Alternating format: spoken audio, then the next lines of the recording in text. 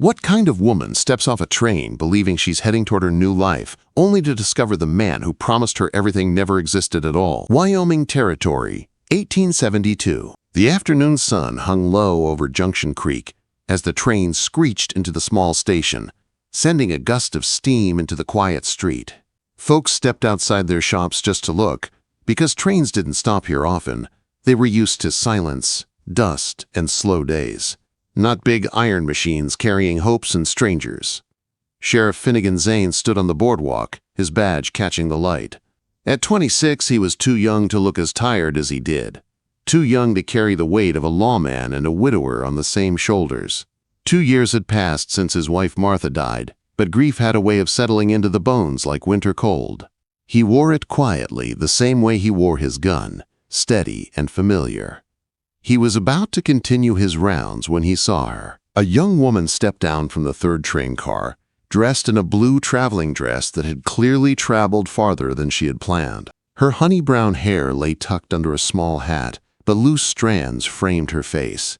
She carried one small, tightly gripped bag. Her eyes scanned the crowd with growing worry. The station master, Wilkins, walked over to her. Finn watched from a distance as they talked. Then Wilkins turned and waved him over with urgency. "Sheriff," Wilkins called. "Got a situation here." Finn crossed the dusty street, boots kicking up small clouds. As he approached, he caught the scent of lavender, something this town rarely saw outside church weddings. "This is Sheriff Zayn," Wilkins said. "Miss, tell him what you told me." "My name is Tabitha Harlo," she said, offering her shaking hand.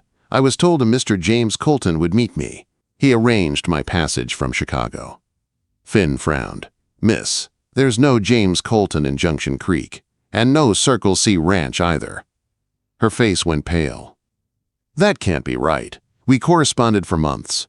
He sent my ticket. He promised we'd marry today." Wilkins stepped back, his expression softening into pity. Finn recognized the signs. He'd seen it before. Women brought west by promises that turned out to be lies. Some lucky, some not. "Is there family back home who can take you in?" Finn asked gently. "There is no one," she whispered. "I sold everything. Chicago isn't home anymore." The departing whistle of the train screamed again. She watched it with wide, fearful eyes. Returning wasn't an option. Finn looked at her, at the tiny bag that held her entire life, at the tremble she tried to hide. Something inside him tightened. He couldn't leave her out here alone, not in this town, not with whatever danger had brought her across the country. "I have a spare room," he said suddenly. "It was my late wife's sewing room. You can stay there until we find you proper work." Tabitha protested, but he cut her off calmly. "My housekeeper lives on the same property. You'll be safe." "It's proper enough." Her eyes filled but didn't spill over. She nodded. "Only until I can pay my own way." Quote. They walked down the main street, drawing curious stares. By nightfall, the entire town would be buzzing. A stranger woman, no one meeting her, sheriff taking her in. Folks in Junction Creek loved stories, and Tabitha Harlo had become the biggest one of the year. Finn led her through the gate of his white-painted house. Tabitha paused when she stepped inside. It was clean and quiet, but the air felt heavy, as though memories lived in the walls. "This was Martha's sewing room," Finn said softly, opening the small bedroom door. The bed was narrow. A dresser sat by the window. Sewing supplies were stacked neatly along a wall. "I haven't had time to clear everything." "It's lovely," Tabitha said, though the room carried the warm ache of a life that once was. Mrs. Landry, the plump, gray-haired housekeeper, greeted them. She brought stew later that evening and whispered kindly that Finn hadn't brought anyone here since Martha died. Tabitha understood then just how much trust he had placed in her. When Finn returned late that night, Tabitha stepped into the hall, hands clasped nervously. "Sheriff Zayn," she said. "Thank you." "Truly." "Any decent man would have done the same," he replied, though he didn't fully believe it. "Most wouldn't," she said softly. He tipped his hat, heart beating faster than he liked, then stepped outside. Cold night air felt easier than the warmth of her gratitude. But he was uneasy long after he left the house. Something about Tabitha's story didn't sit right. a man who didn't exist, letters that led nowhere, and a woman crossing the country alone. That night, he wired Chicago, asking for information on a Mr. James Colton. Across town, someone else was already sending a telegram too. Someone asking the wrong questions about a young woman in a blue dress. Someone who knew her name. And someone who wanted her back, but not for marriage. Not for love. For something far more dangerous. Who were the men looking for her, and why did their questions leave the sheriff colder than the Wyoming wind? Finn's answer came 2 days later when a telegram arrived from Chicago. He stood in his office, the paper trembling lightly between his fingers as he read it again and again. James Colton, unknown. Suspected fraudulent proposals to unmarried women. Possible trafficking ring. Advise extreme caution. Finn felt sick. Tabitha had not been abandoned by chance. She had been lured, targeted, sent west for reasons she didn't even know. And now she was under his roof, under his protection. If danger followed her, it would follow her straight into his home. Before he could think further, a shadow crossed his doorway. Tabitha stood there, dressed in a simple gray dress, her hair pinned neatly. She looked like she'd worked hard all morning, yet she still carried that careful dignity he'd noticed the first day. "I hope I'm not interrupting," she said softly. "No, not at all," Finn replied, folding the telegram and tucking it away. "Please come in." She stepped inside and sat straight back in the chair across from him. "I need work, Finn," she said firmly. "I won't stay in your debt. I can read, write, keep accounts. Mrs. Landry mentioned the school, the bank, even the hotel. I'll take anything respectable." He admired her resolve, but he also heard the worry beneath it. She needed a place in this town, a reason to stay other than his kindness. "The school hired a new teacher last month," he said. "But the mercantile might need help. Walter Green mentioned trouble with his books. I'll talk to him." Her eyes brightened with hope. "Would you? I promise I'll work hard." Then she hesitated. "And thank you for calling me Tabitha. It feels less lonely." Finn smiled. "Then Tabitha it is, as long as you call me Finn." Their shared smile lingered a moment too long, warm enough to stir something in him he hadn't felt in years. But the warmth vanished when a rider raced into town, reins snapping, dust flying. "Sheriff!" the man shouted. "Trouble at the Carson place." 3 strangers asking questions about a young woman traveling alone. Said her name might be Tilly, Tina, something close. Finn froze. "Tabitha," his heartbeat hammered in his chest as he turned to her. "You need to stay at the house," he said, voice tight with urgency. "Don't go into town. Don't open the door for anyone but Mrs. Landry or me." Her brows pinched with confusion. "Finn, what's wrong?" "I'll explain later," he said. "Please. Just trust me." "Trust." Her eyes softened. "I do," she whispered. Finn saddled his horse and rode hard to the Carson ranch, fury and fear burning in equal measure. If those men were connected to the telegram, Tabitha was in far more danger than she understood.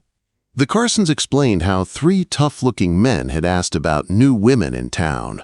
They'd acted hostile when told only the new schoolteacher had arrived last month. They weren't looking for a schoolteacher, they were looking for her. Finn rode back as fast as his horse could manage, his stomach twisted in knots. By the time he reached Junction Creek, night was falling. Lanterns glowed warmly in windows. Everything looked peaceful. Too peaceful. He tied his horse at the sheriff's office and stepped inside. "Any trouble while I was out?" Finn asked his deputy. "No, sir," the deputy said, "except 3 strangers came to the saloon, asking questions about a woman traveling alone." Finn's blood ran cold. He gave a single command. "Go to my house. Stay with Tabitha. Do not leave her side." The deputy grabbed his hat and ran. Finn headed straight for the saloon. Inside, the mood shifted as soon as he walked in. Men paused their card games. The piano fell still. Conversations softened. The 3 strangers sat in a corner, hard-faced and watchful. Finn studied them. Their guns were high quality, their boots polished. These were no ordinary troublemakers. They were professionals. He approached the bar quietly. "Pete," he said in a low voice. "Who are they?" Pete glanced at the strangers, then back at Finn. "Came in an hour ago, said they're looking for a woman. Offered money." "What woman?" "Young, pretty, brown hair. Said she might be using a false name." Finn's jaw tightened.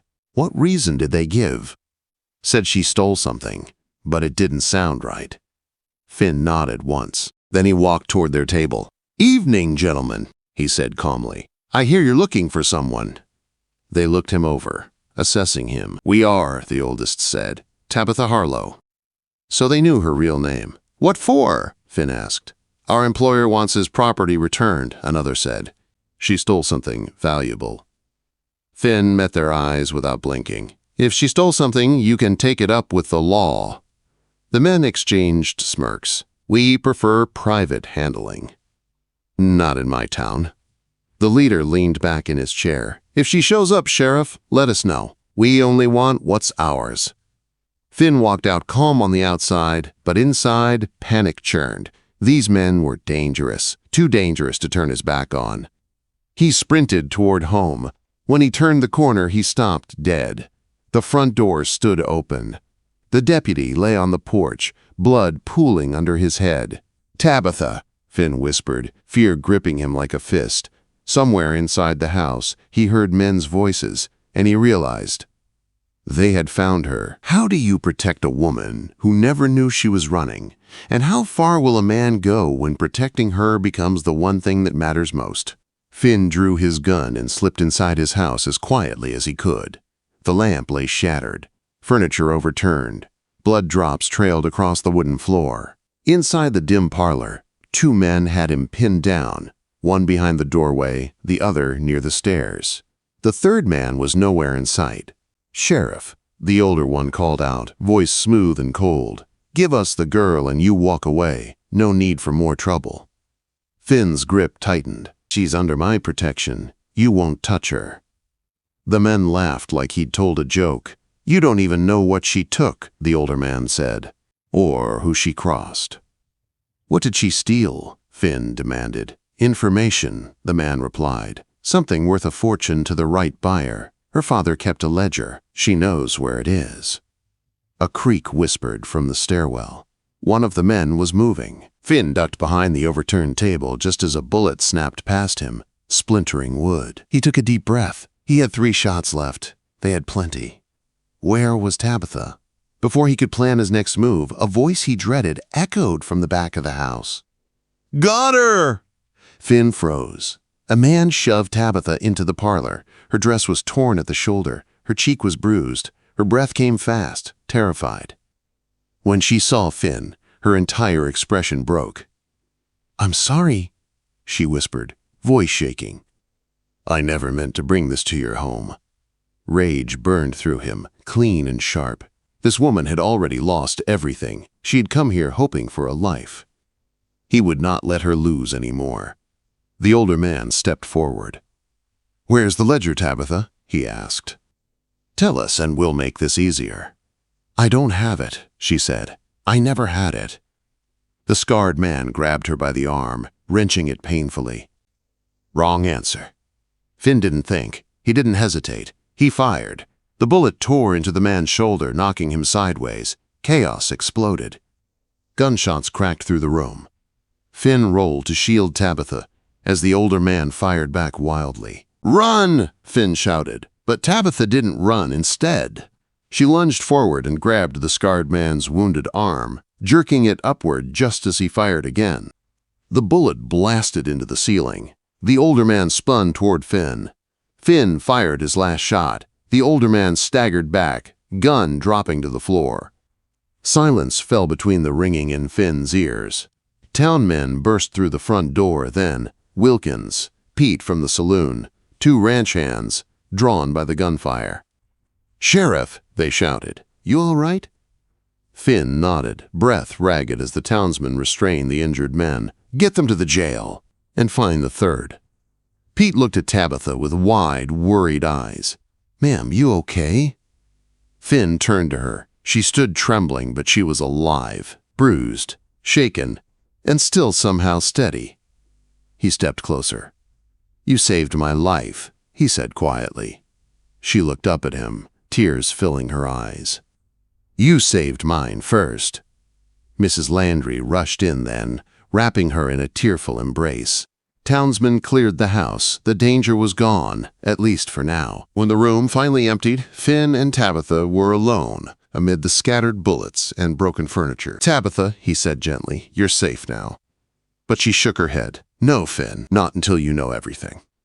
She sat down on the sofa, hands trembling in her lap. "My father kept a Bible," she whispered. "I brought it with me. He wrote in it constantly. Notes, numbers, names. I thought it was nothing." Finn's eyes widened. "A coded ledger?" She nodded. "I think he was keeping records of a criminal group without knowing how deep it went." Her voice cracked. "And I didn't know those men were part of it. I didn't know they'd follow me." Finn gently tipped her chin so she would look at him. "You didn't bring this danger here," he said. "These men chose to do wrong. You didn't." Her lip trembled. "You believe me?" "More than anything," he said without hesitation. Over the next few days, U.S. Marshals arrived. The Bible was decoded. The criminal ring would be brought down because of her father's courage and her own. Junction Creek began to settle again. Tabitha worked at the Mercantile, charming townspeople with her kindness. Mrs. Landry treated her like family, and Finn found himself smiling again for the first time in years. Christmas Eve arrived, snow falling softly outside. Tabitha decorated a small pine tree in Finn's parlor, unsure if she had overstepped, but when Finn stepped inside, snow dusting his hat, he froze at the sight. "You brought Christmas back," he said quietly. She stepped closer, heart pounding. "I hoped it would make the house feel warm again." "It does," he said, eyes never leaving hers. Mrs. Landry soon bustled out to her cottage, leaving them alone. Warm lamplight glowed between them. Finn swallowed hard, looking almost nervous. "There's something I need to tell you." Tabitha's breath caught. "When you came to Junction Creek, I was barely living," he admitted. "But you brought light back into this house, into my life. You gave me a reason to want tomorrow." Her eyes softened, shining. "And I don't want another day to pass without telling you." He took her hands. "I love you, Tabitha Harlo." Quote. Tears slipped down her cheeks. "I love you too, Finn." He reached into his pocket and pulled out a small velvet box. Her breath stopped. "Will you marry me?" he asked. "Will you stay with me, not out of fear, not out of necessity, but because you choose me?" She pressed a hand to her trembling lips as he opened the box. Inside lay a simple gold ring with a pearl that caught the warm light like a promise. "Yes," she whispered. "Yes, Finn, I choose you." Finn slipped the ring onto her finger, hands shaking with joy. He leaned in, brushing a soft kiss against her lips as snowflakes drifted outside the window. Tabitha Harlo had arrived in Junction Creek with nothing. No one came to claim her, but she claimed a home. She claimed a future. She claimed the heart of the widowed sheriff who gave her shelter, and then gave her everything. And as his arms wrapped around her, holding her close in the glow of Christmas Eve, she knew she had always been meant to stay.